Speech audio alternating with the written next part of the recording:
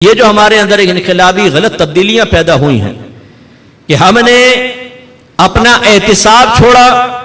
اپنا محاسبہ کرنا چھوڑا، اپنے معیار کو پرکھنا اور جانچنا چھوڑ دیا، اس کا نتیجہ یہ نکلا کہ آج نبی کا نام لیوا خود نبی کے کلام کو سننے کے لیے تیار نہیں، اور سن لے اور علماء فرمائیں کہ اس پہ عمل کرنا لازم ہے،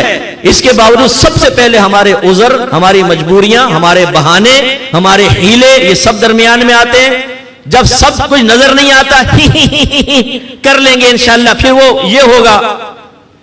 یہ ہماری حالت۔ چند ایک ہوتے ہیں کہ جو واقعی عمل کر رہے ہوتے ہیں، اور ان عمل کرنے والوں میں بھی میں نے دیکھا ہے معذرت کے ساتھ کہ ہم نے یہ نہیں دیکھا کہ کوئی چیز دین اسلام میں ہے کہ نہیں، ہم نے یہ کر لیا کہ اس میں پورا اسلام ہے۔ مثلا کسی نے داڑھی رکھ لی تو بھئی یہ بعمل آدمی ہے، کسی بچی نے برقع پہن کے نقاب کر لیا، ہم نے کہا دیکھو ماشاءاللہ برقعے والی ہے، اور یہ اب جو برقعے والی نہیں ہے وہ تو گئی، جس کے داڑھی نہیں ہے وہ تو بالکل بھئی تیری داڑھی نہیں۔ تو کیا صرف داڑھی رکھنا اسلام میں لازم ہے؟ کیا برقع پہننا لازم ہے؟ ایک لڑکی برقع پہنتی ہے، نقاب پہنتی ہے، بڑے بھائیوں سے بدتمیزی کرتی ہے، ماں سے زبان چلاتی ہے، شادی کر دے تو شوہر کے سینے پہ چڑھ کے باتیں کرتی ہے، اتنا لاؤڈلی چیختی چلاتی ہے کہ پورا محلہ اس کی آوازیں سن رہا ہوتا ہے کہ پھڈا کر رہی ہے اپنے شوہر کے ساتھ اور ساس کے ساتھ۔ بے پردہ وہ باہر نکل رہی ہے، بعض اوقات جیسے شادی بیاہ میں ہوتی ہے مکس گیدرنگ ہے، میک اپ کر کے جائیں گے، برقع اتار کے سائیڈ میں رکھ دیں گے۔ اب ایک آدمی ان کے جسم کو دیکھ رہا ہے، تمہارے بالوں کو دیکھ رہا ہے، تمہارے میک اپ کو دیکھ رہا ہے، تو تمہارا مذہب صرف اتنا ہی تھا کہ خالی ایک برقع پہن لو، نقاب پہن لو، اور جب یہ اس کو اسٹینڈرڈ بنانے کی باری آئے تو دیکھو آج کل عورتوں کو کیا ہو گیا ہے، بے پردہ گھومتی ہیں، فلاں کی بیوی کو دیکھو پردہ برقع نہیں پہنتی، فلاں کو دیکھو نقاب نہیں کرتی۔ تو آپ نے نقاب کر کے برقع پہن کر جو اتنے سارے کام کیے، غیبت آپ کریں، چغلی آپ کریں، بدتمیزیاں آپ کریں، بعض تو عورتیں ماں بہن کی گالیاں بکتی ہیں گھر کے اندر، گندی گندی گالیاں،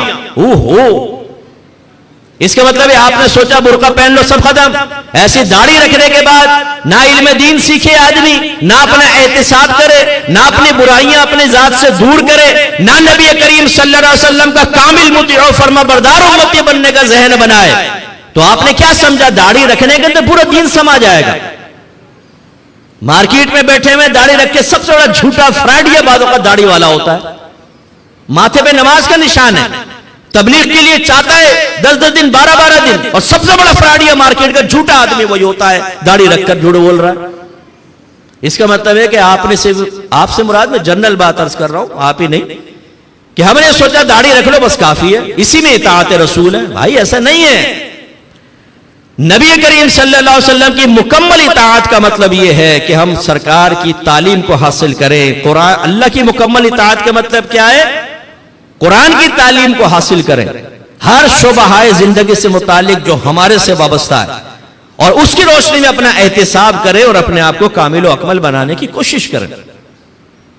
اسی لیے میں نے آیت آپ کی خدمت میں عرض کی، ابھی تو میں نے 2 کا ذکر کیا، قرآن، حدیث، اللہ رسول، لیکن اللہ تعالیٰ کیا فرماتا ہے؟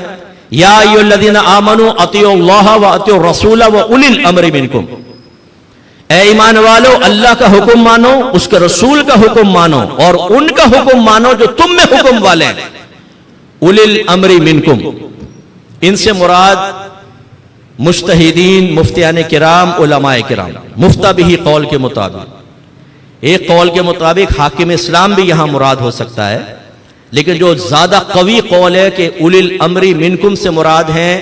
مجتہدین، علماء، مفتیان کرام، جو صحیح العقیدہ ہوں، باعمل ہوں، لوگوں کو احکام دین سکھاتے ہوں، ان کی اصلاح اور تربیت کا فریضہ سر انجام دیتے ہوں۔ 3 کی اطاعت کا حکم ہے۔